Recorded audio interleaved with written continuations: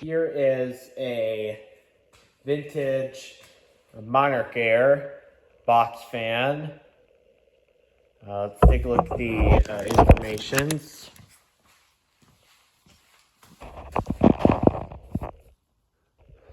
It is, category number is MA-20, 2.7 amps, 115 volts, 60 cycles, AC only. Chicago, Illinois, USA. I wonder if that's where the fan was made. So I got this fan at an antique store for about $35, which is actually a really good price for one of these box fans, because a lot of them I've seen are about a couple $100.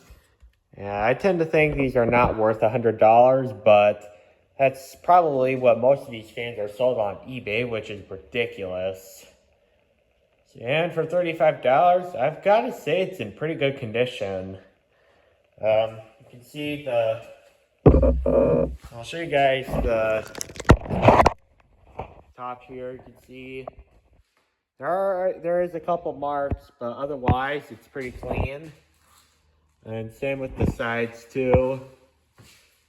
And however, the worst condition part is on the bottom, because a lot of the bottom is pretty rusty. Look at that. That's all that rust that's on the bottom. And I don't know if I particularly like this design. This cord comes in over here.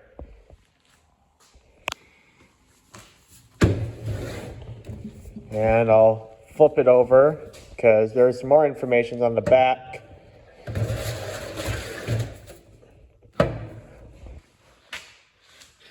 Here it is right here. Here's that one sticker. I don't know if there's some kind of date code on there. And this fan has had 2 repairs done to it since I brought it home. The guard rattles against this bar right there, which makes an annoying sound. I don't know if there's something loose in there or something. I don't think the guard is loose. These little tab things are holding on the guard, which I kind of think is a little bit sketchy, but it is what it is. And I'm sure someone knows more about these fans, so if you do know, I'd like to get some feedback. Right here is kind of a ghetto repair. I just use like the stick part of the Q-tip to repair that, so it doesn't vibrate when the fan is on. And another repair I had to do is replace the plug, because I'll find the plug and show you guys what I mean by having to replace it.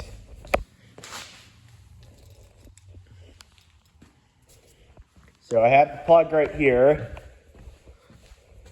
You can see this paper thing is in very rough shape. And this plug right here has cracks on both sides. So that's asking for a disaster to happen. So I'll probably just cancel that part out. And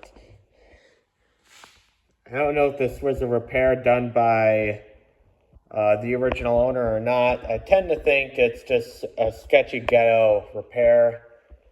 But I'm honestly afraid of this connection coming loose and then getting on the blades and cutting the wires. And I'll flip it over. This is a heavy duty box fan. These things are really well made and very good quality.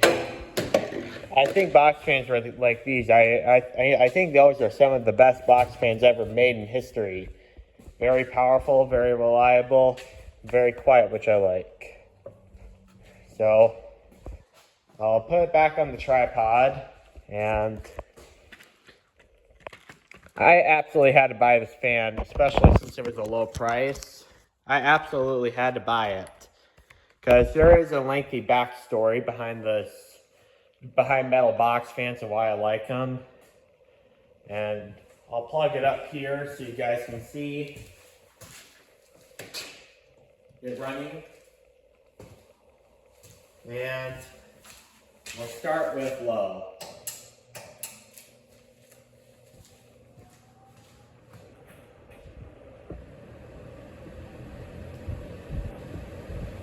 This thing blows a really good amount of air. Of course, it's a metal box fan, so that is to be expected. So the reason why I like metal box fans so much is that I remember before my second grade year of school, I remember when us as a family used to own a teal metal box fan under the brand Zero. And I have vivid memories of that box fan and the orange tag and the push button switch. And that's another reason why I paid $35 for this fan, so because it has the push button switch, which is something I remember vividly when we used to have a metal box fan. So in case you guys are wondering what happened to that box fan, unfortunately, my dad thought it was too loud to use and he threw that one away. And I never saw that fan again. I was really upset. So after probably almost 10 years of fan collecting and fan searching, I finally found a metal box fan with a reasonable price. And being there's so much rust on the bottom that you saw earlier in the video, I think the original owner of this box fan used it to dry out the floors in the garage, because metal rusts when it's submerged in water. Let's bump it up to high.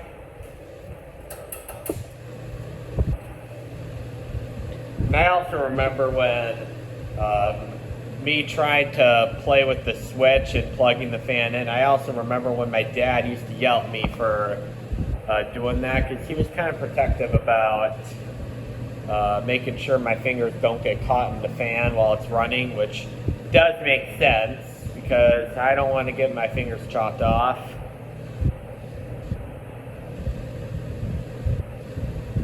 So I am very happy I got this fan, so I can relive my childhood memories of having a metal box fan.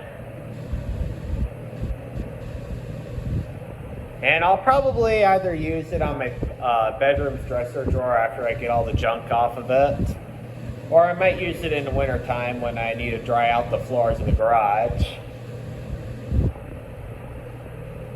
Or I might use it in the basement because I have a Lasco box fan in there right now, and I'm not too pleased about it. It keeps tipping it over when I turn it on. Of course, the feet work with it. I don't know if you can buy the feet for that box fan separately, but the box fan that's in the basement right now might just go to a thrift store, because I'm sure someone else can suck up that box fan getting tipped over. Or I might make some ghetto repair with like clay or something like that.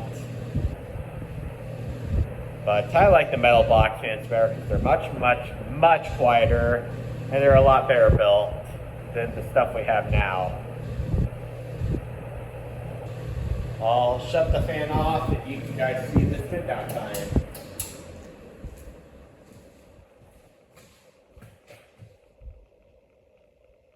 And the spin down time is pretty long too. And I'm not lying, I have not put any oil in this fan. I probably should, because just for good measure, so then the bearings don't randomly gum up, because I've seen that before. I didn't oil the fan that was working perfectly fine one day and seized the next. So I'll probably, before I continue using this, I'll probably put a little bit of oil in there just so it doesn't happen. Alright, well, there you have it, my Monarch Aire, probably 1960s or 1970s metal blade box fan. Thank you, have a nice day.